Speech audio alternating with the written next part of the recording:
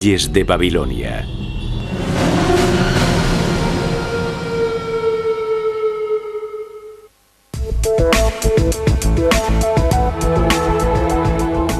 En el siglo VII a.C., durante más de 400 años, Mesopotamia había formado parte de un imperio construido por una dinastía persa, los sasánidas.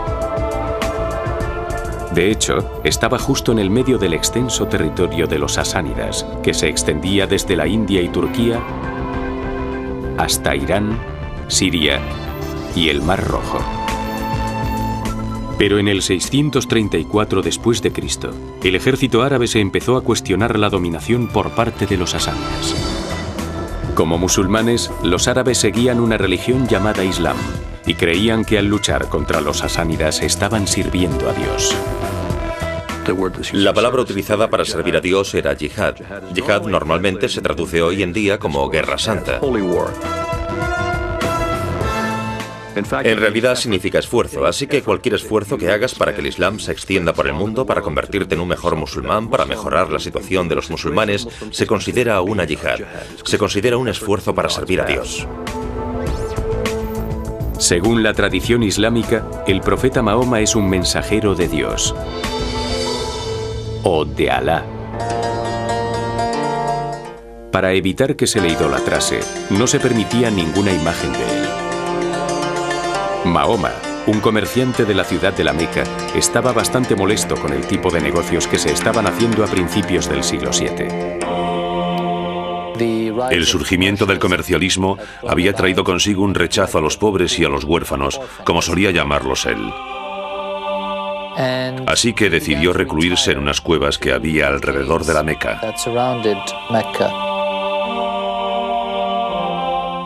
Y allí, en el año 612, oyó voces. Estaba convencido de haber oído la voz del arcángel Gabriel, diciéndole que Dios le había elegido para ser su mensajero.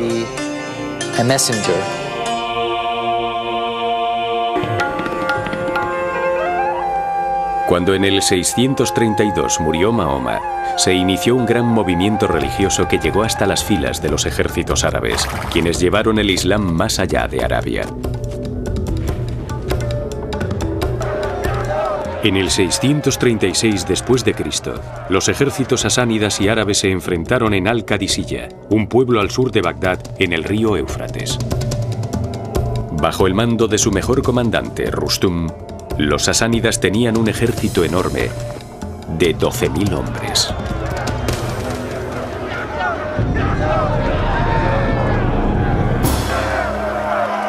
Los árabes eran 30 veces menos que los sasánidas, con un ejército de tan solo 4.000 hombres. Pero la creencia de que Alá estaba de su parte les daba fuerza. El líder árabe, Sa'd ibn Abi Waqqas, gritó: «Dios es grande», y ordenó a las tropas que atacasen.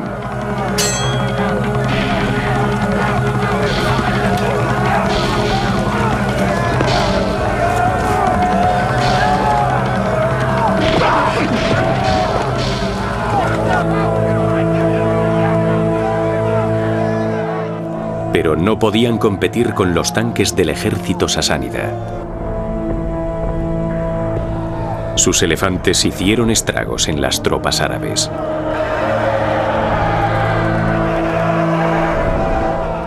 No sabían cómo enfrentarse a ellos.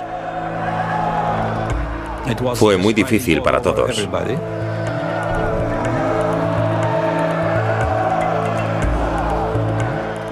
Y al final encontraron una forma de atacar al elefante, en la trompa. Fue su mejor idea, golpear al elefante en la trompa. Empezaron a hacer eso. Y así comenzó la batalla.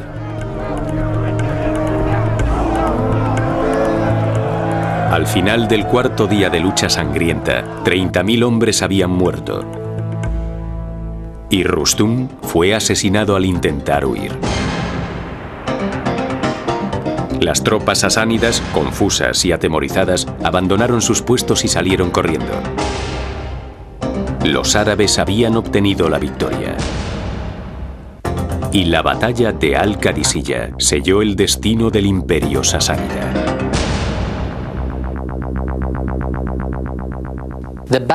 La base del imperio persa se había roto. Su ejército principal había sido derrotado en esta batalla. Y se abrieron más zonas de conquista para los árabes. Una de las cosas que hicieron los árabes al principio, en realidad solo un par de días después de la batalla de Qadisiyah, fue establecer 2 ciudades campamento en esa zona. Ciudades como Kufa y Basora, una ciudad que conocemos muy bien hoy en día. Estas ciudades fueron diseñadas para acoger a los soldados árabes para que así no se mezclaran con la población local.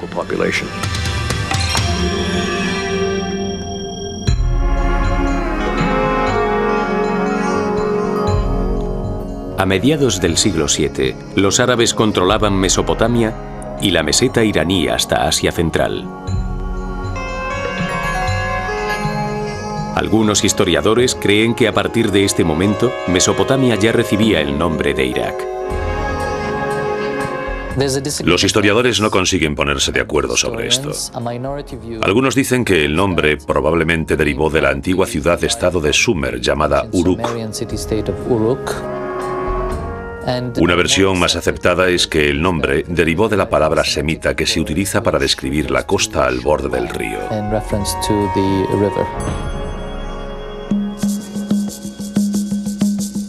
En el 661 después de Cristo, la primera dinastía gobernante del Islam, los omeyas, estaban enfrentados con una minoritaria facción musulmana del sur de Irak por no poder llegar a un acuerdo en cómo deberían elegirse los líderes islámicos.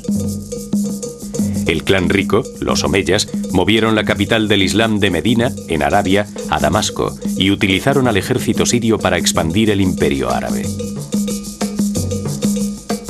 Los omeyas se hicieron musulmanes sunitas, cuyos líderes o califas eran elegidos por los miembros del Consejo Comunitario.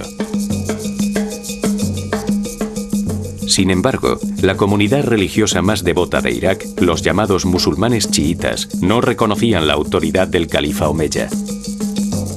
En vez de eso, aceptaron a Ali, primo y yerno de Mahoma, y a sus descendientes como únicos líderes legítimos.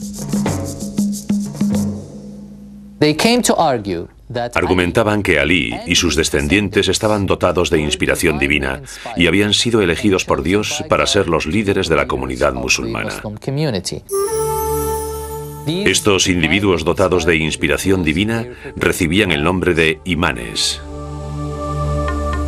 Durante los siguientes 20 años, los partidarios de Alí, conocidos como Shia, lucharon contra los omeyas por el control del imperio. A pesar de no ganar, los Shia seguían siendo un enemigo poderoso en Irak.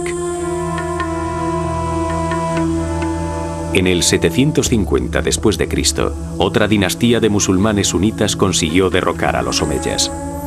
Los abasidas eran descendientes de Abbas, el tío de Mahoma, y al igual que los Shia, creían que los omeyas habían traicionado el espíritu del Islam. En el 762, los abasidas eligieron un pequeño pueblo de Irak, Bagdad, como el nuevo centro del mundo musulmán.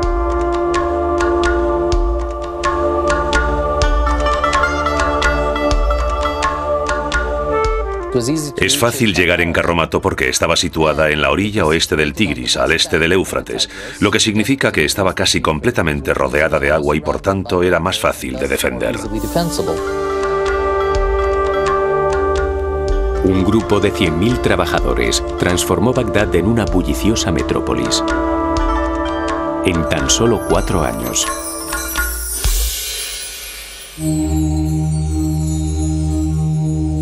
A finales del siglo VIII, Bagdad era la ciudad más rica, poderosa y cultural del Islam. Sin embargo, durante los 3 siglos siguientes, la capital del Islam sufrió la agitación política de una guerra civil. Y se produjeron una serie de desastres naturales, incluyendo incendios e inundaciones. Pero lo peor estaba por llegar. Una de las fuerzas militares más poderosas del mundo avanzaba en dirección a Bagdad. Aunque resulte difícil de creer, hoy en día las imágenes de la destrucción siguen vivas en la mente de muchos iraquíes.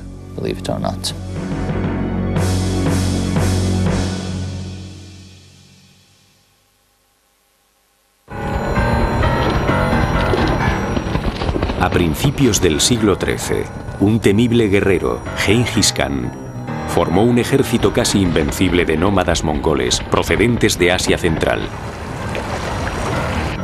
Inició la conquista de un enorme territorio que sería completada por sus hijos y nietos. En el 1257, Hulago, uno de sus nietos, lideró la conquista de la capital del Imperio Islámico, Bagdad. La creencia religiosa principal de los mongoles era el chamanismo. Y varias veces Hulagu mencionó que una de sus misiones era destruir el Islam. Hulago exigió al 37º califa abasida, Al-Mutasim, la rendición de Bagdad. Quemaré vuestra ciudad, vuestra tierra, os quemaré a vosotros. Si queréis ahorraros el disgusto a vosotros mismos y a vuestra familia, sed inteligentes y prestad atención a mi consejo. Si no lo hacéis, veréis cuál es la voluntad de Dios. El califa respondió diciendo: no te atrevas a atacarme, porque si lo haces, el mundo musulmán vendrá a apoyarme. Y resultó que el mundo musulmán no hizo nada, y Bagdad se enfrentó al terrible ataque de los mongoles.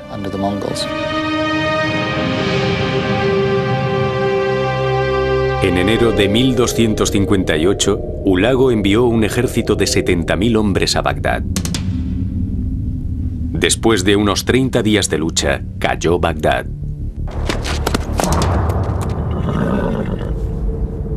Y Hulago decidió cumplir su amenaza. Mató al califa, lo envolvió en una alfombra y luego o fue arrollado por caballos o le dieron una paliza tremenda. Un testigo presencial relató lo que el ejército de Hulago hizo después. Corrieron por la ciudad como halcones hambrientos atacando bandadas de palomas. O como lobos furiosos atacando ovejas. Multitud de caras sin nombre asesinaban sin piedad y sembraban el terror en la ciudad. Seguramente unas 100.000 personas fueron asesinadas. Hubo varias semanas de saqueos. Las grandes bibliotecas de Bagdad fueron intencionadamente destruidas. Los libros tirados al río. La leyenda dice que el río Tigris primero estaba rojo de sangre y luego negro de tinta.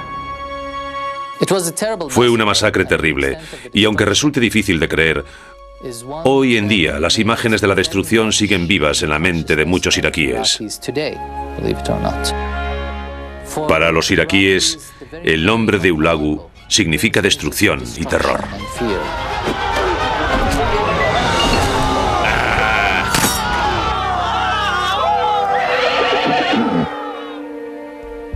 Hulago murió en el 1265.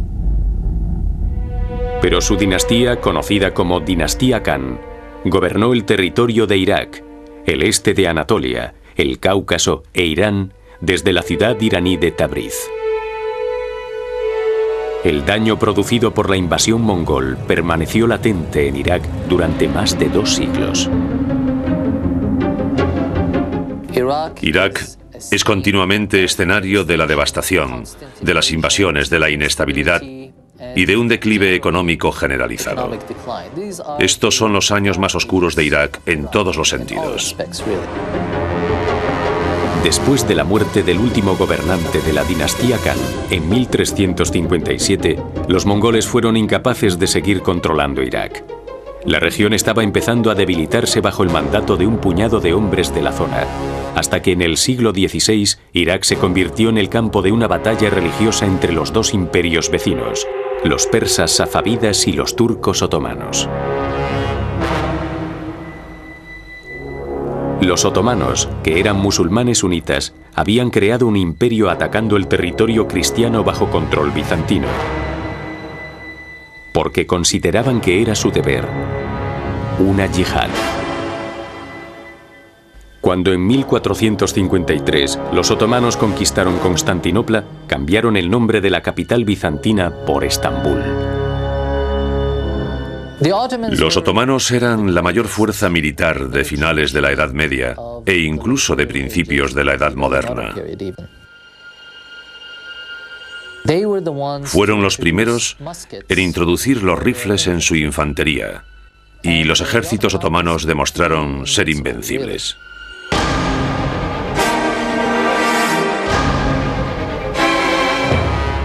A principios de 1520, bajo el reinado del 10º sultán, un brillante estratega militar conocido en Occidente como Solimán el Magnífico consiguió que el Imperio Otomano alcanzase su máximo apogeo.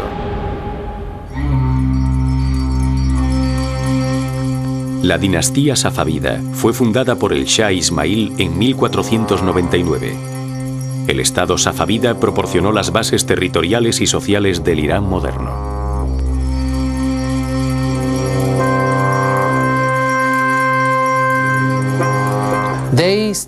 Empezaron como una comunidad musulmana en las montañas de Azerbaiyán. Con el tiempo adaptaron el Islam shia y se convirtieron en devotos musulmanes shia bajo el Shah Ismail, que fue el primer gobernante del imperio safávida. Impusieron el Islam shia a la población de las zonas conquistadas. El Shah Ismail invadió Irak en 1508. En parte para tomar el control de las dos ciudades chiitas más sagradas, Nayaf y Karbala.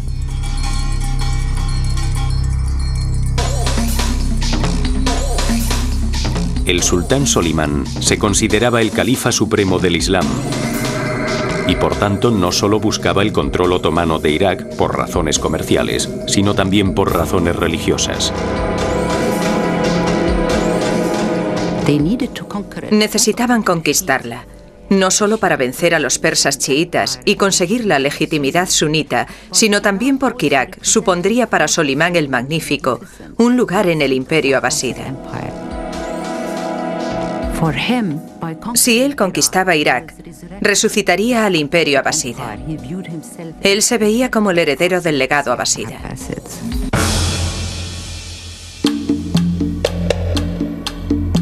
Solimán inició la conquista de Irak en 1533. Sorprendentemente, en 1534 conquistó Bagdad, la excapital abasida, sin apenas luchar.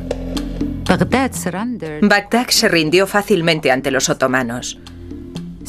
Los sunitas se dirigieron a Solimán y le dieron las llaves de la ciudad diciéndole: por favor, tome el mando. Llevamos mucho tiempo sometidos a los safávidas y necesitamos que usted tome el mando. A pesar de la victoria de Solimán en Bagdad, los otomanos y los safávidas continuaron luchando por el control de Irak, incluso después de la muerte del sultán en 1566. Al final, en 1638, los safávidas fueron expulsados para siempre e Irak entró a formar parte del Imperio Otomano. Pero durante los siguientes 2 siglos, a los descendientes de Solimán les costaría gobernar la región.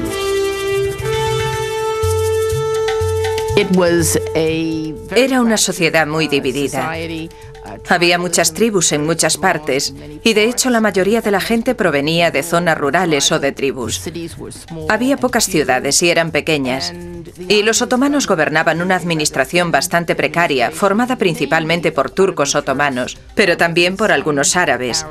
Y el Islam era lo único que conseguía mantenerlos unidos. La creencia en el Islam, en las instituciones islámicas y todo eso. A principios del siglo XIX, los otomanos designaron una autoridad central en la región. La dividieron en 3 distritos administrativos que se convertirían en los precursores del Irak moderno: Mosul, Bagdad y Basora. De hecho, Basora, cerca del único acceso de Irak al Golfo Pérsico, estaba convirtiéndose en un centro de comercio internacional. A principios del siglo XX, los otomanos se enfrentaron a tropas extranjeras que le habían echado el ojo a su riqueza. Se sabía que antes o después iban a encontrar petróleo al otro lado de la frontera, en lo que era entonces el Irak otomano.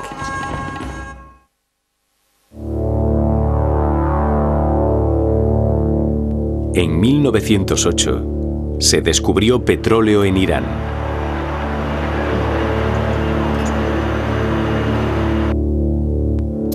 Winston Churchill, comandante de la Marina Británica, estaba convencido de que el petróleo, no el carbón, era el combustible del futuro. En 1909 se fundó Anglo-Persian Oil Company para desarrollar esta nueva industria.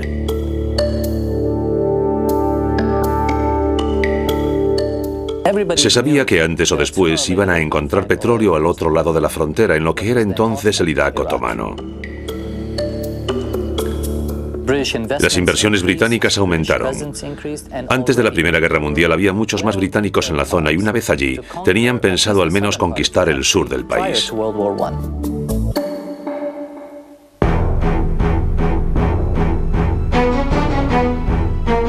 El 1 de agosto de 1914, Alemania, que ansiaba obtener más poder e influencia internacional, declaró la guerra a Rusia.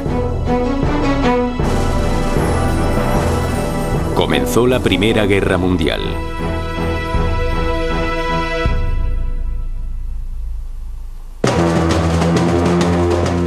Cuando el Imperio Otomano se puso del lado de Alemania y del Imperio Austrohúngaro contra los aliados, los británicos se dieron cuenta de que de repente sus intereses comerciales con Oriente Medio peligraban. En noviembre de 1914, el ejército británico ocupó Basora para proteger las refinerías de petróleo de la Anglo-Persian Oil Company cerca de Irán.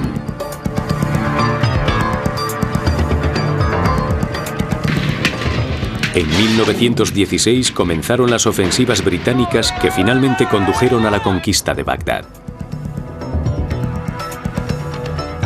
Entraron en la ciudad el 11 de marzo de 1917, bajo el mando del teniente general Frederick Stanley Mott. Los 9.000 soldados turcos, en vez de iniciar un ataque, decidieron rendirse.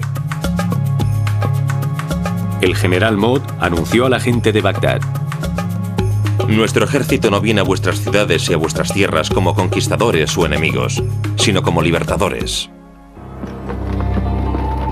El ejército británico continuó avanzando hacia el norte, hasta que a principios de noviembre de 1918 conquistó Mosul.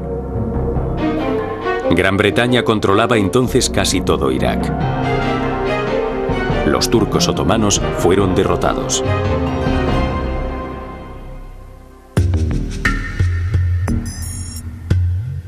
Los iraquíes y los árabes de otras provincias otomanas de Oriente Medio esperaban que su sueño de un futuro gobierno propio al final se hiciese realidad.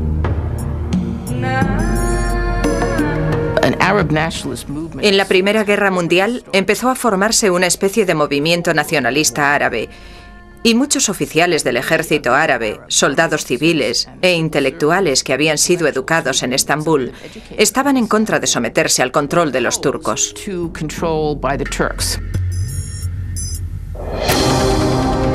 En la Conferencia de Paz de París de 1919, las esperanzas árabes de obtener la independencia se desvanecieron cuando las provincias otomanas fueron divididas entre Francia y Gran Bretaña, con la creación de la Liga de las Naciones. Irak, al igual que Palestina, quedó bajo el mandato de Gran Bretaña. Se consideraba que estos países estaban casi preparados para la independencia, pero que necesitaban la ayuda de las potencias extranjeras para prepararse para ella, lo que ahora llamamos la construcción de una nación. Arnold Wilson era el administrador del mandato británico. Aseguró que el interés de Gran Bretaña era civilizar a Irak, a Mesopotamia, y que esto solo se podría hacer a través de un mandato británico en el país. Por tanto, dejó de lado cualquier posibilidad de participación iraquí en el gobierno de su país.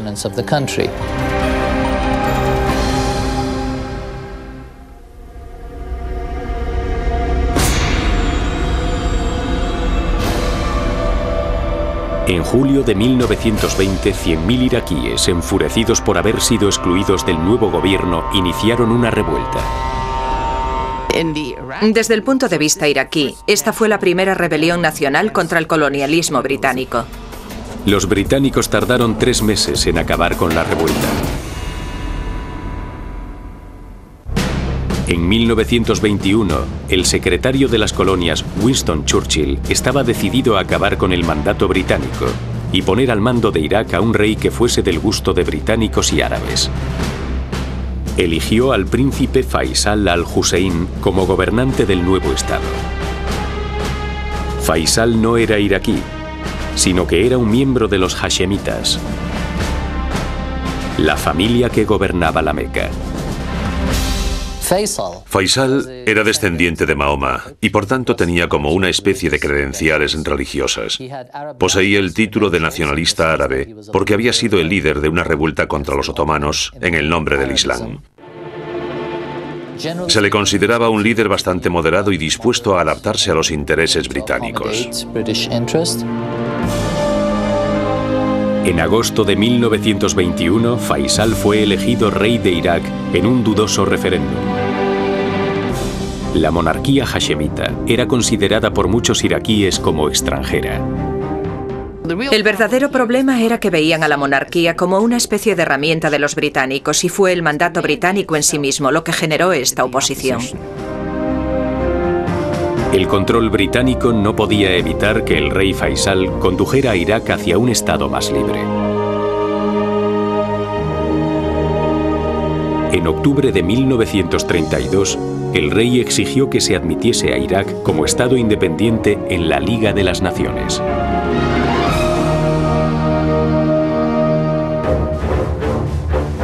A finales de 1940, muchos iraquíes estaban desilusionados con la monarquía, ya que estaba cada vez más alienada de la sociedad. Echaron a los campesinos de las tierras porque no podían pagar los préstamos que tenían. Así que muchos de ellos se quedaron sin tierras. La situación en el campo era de una pobreza extrema. El petróleo aumentó la división de clases. En 1927 encontraron petróleo en la ciudad de Kirkuk. Esto permitió al gobierno disfrutar de una fuente de riqueza que no dependía de la sociedad. No tenía que preocuparse de los contribuyentes y sus necesidades.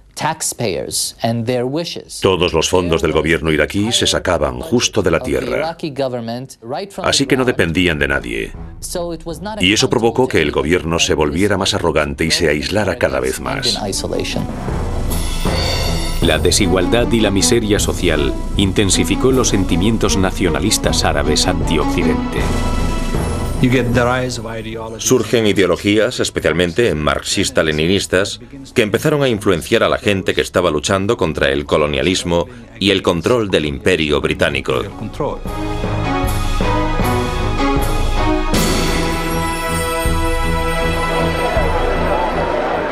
La monarquía iraquí se aferró al pasado. El 2 de mayo de 1956, Faisal II, de 18 años, subió al trono. Surrounded by senators, deputies and members of foreign delegations, he took the oath of kingship. En 1956, Irak se unió al Pacto de Bagdad, una alianza anticomunista que incluía a Gran Bretaña, Turquía, Pakistán e Irán. Ese mismo año, el rey Faisal reconoció la relación amistosa de su gobierno con Gran Bretaña.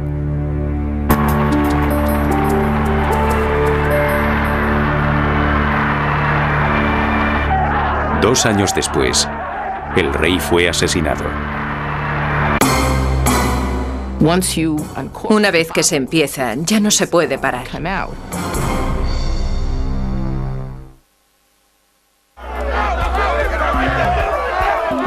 Desde 1950, un fuerte nacionalismo invadió Irak.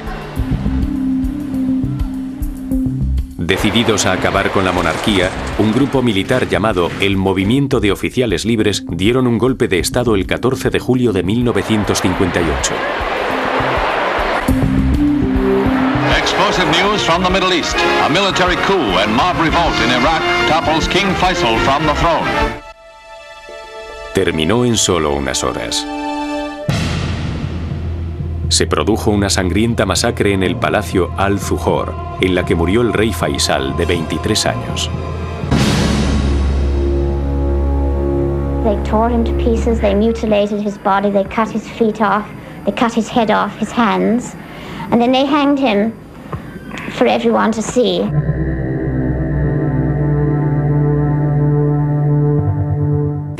La revolución de 1958 fue bastante violenta. Se suponía que no debería haber sido así. Los oficiales que la llevaron a cabo querían librarse de la familia que estaba gobernando y los mataron a todos. Pero como suele pasar, una vez que se empieza, ya no se puede parar.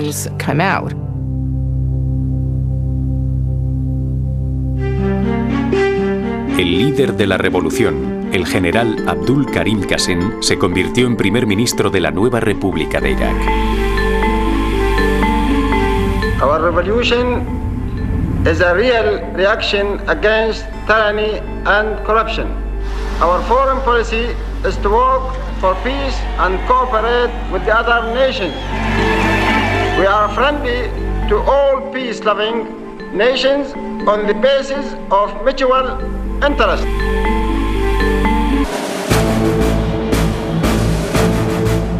Algunas de las leyes progresistas de Qasem, que se basaban en los derechos de la mujer y las reformas territoriales, fueron consideradas por bastantes iraquíes como demasiado radicales. Los iraquíes empezaron a apoyar a Baas, un partido de derechas que surgió en Irak a principios de los 50. Todos los que temían al movimiento de izquierdas en Irak se inclinaron por el partido Baas, el más militar, más organizado y más cruel de todos los partidos de derechas.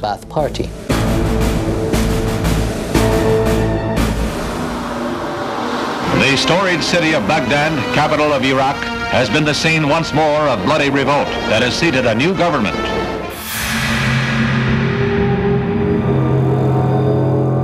El 8 de febrero de 1963, una coalición de baasistas y oficiales árabes nacionalistas dieron un golpe de Estado para derrocar a Qasem.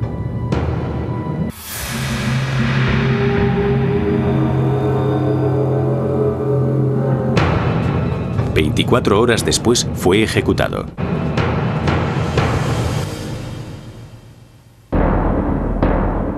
En 1958, un antiguo colaborador de Qasem, el coronel revolucionario Abdul Salam Arif, asumió la presidencia. Tras el golpe de Estado, Arif y su ejército de aliados árabes nacionalistas demostraron ser más hábiles que los baasistas, tomando el control del Estado.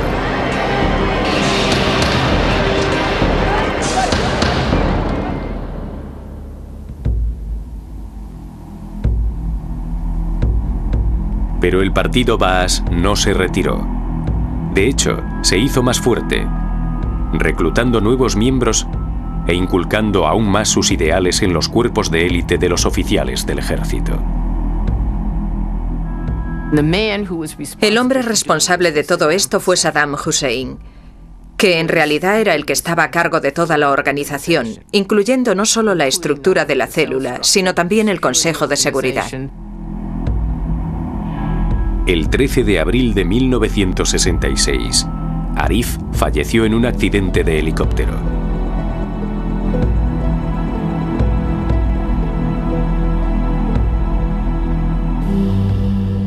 Le sucedió su hermano Abdul Rahman, un líder más débil y sin experiencia en política militar.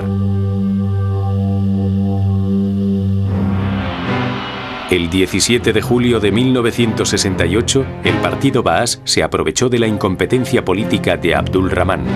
Los baasistas protagonizaron un golpe de Estado sin violencia que acabó con el exilio de Abdul. El general Ahmed Hassan al-Bakr se convirtió en el presidente del recién establecido Consejo del Comando Revolucionario, el cuerpo ejecutivo, legislativo y judicial de Irak. El vicepresidente y segundo al mando era Saddam Hussein, de 31 años. Fue criado por su tío, que era un acérrimo nacionalista árabe, y le inculcó su manera de pensar. Dicen que era una especie de matón de pueblo, que llevaba siempre una pistola encima, y hay gente que dice que incluso mató a alguien cuando era joven.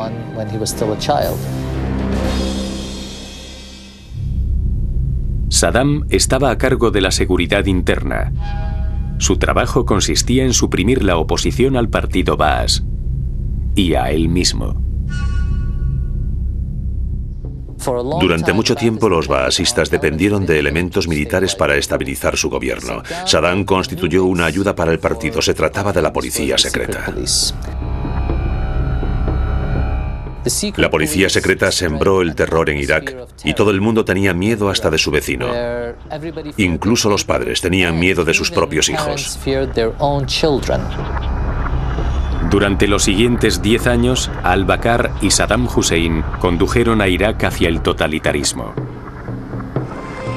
Tras una década de purgas, estrategias y fusiones, Saddam obtuvo prácticamente el control total del poder en el gobierno.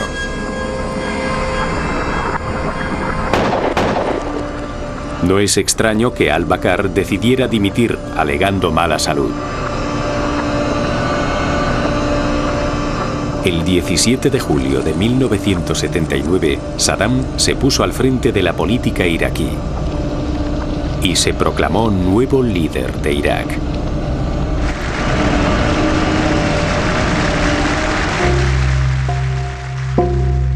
Saddam Hussein era un líder absoluto. Era jefe de un partido al mismo tiempo que del Estado, con lo cual lo abarcaba todo. Por tanto, con su gobierno unilateral y su toma de decisiones unilaterales, realmente consigue que el país vaya de mal en peor. The Iraqi troops stormed across the border and occupied the oil-rich emirate of Kuwait. La decisión de Saddam de invadir Kuwait en agosto de 1990 dio lugar a una reacción internacional que condujo a la Guerra del Golfo en el 91.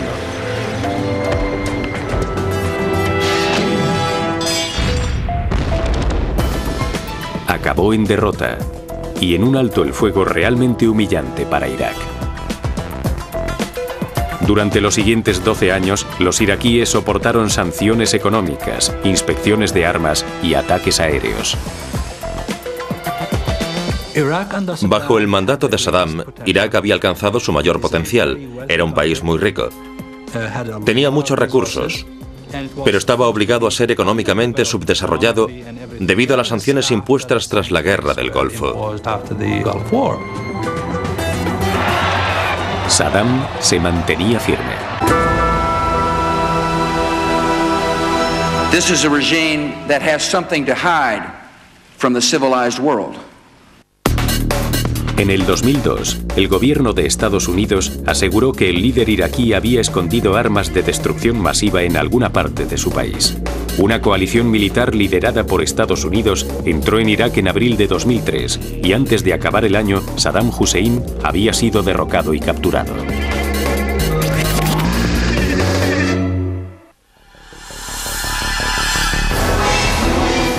Irak ha tenido una larga tradición de violentas conquistas y ocupaciones.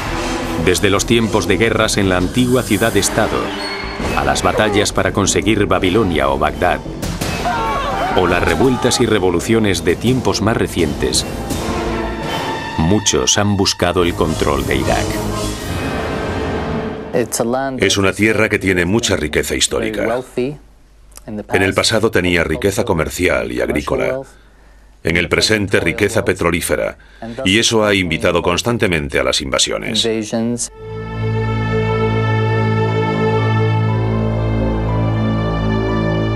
Durante siglos, sus antecesores mesopotámicos han aguantado o tolerado líderes hambrientos de poder. El fin de la tiranía y la represión de Saddam Hussein ha dado la oportunidad de cambiar Irak. En junio de 2004, un nuevo gobierno iraquí tomó el control del país. Aunque lo que sucederá en el nuevo Irak sin Saddam está aún por desvelarse, la visión de futuro y liderazgo de los iraquíes determinará el grado del cambio y la dirección que tomará el país.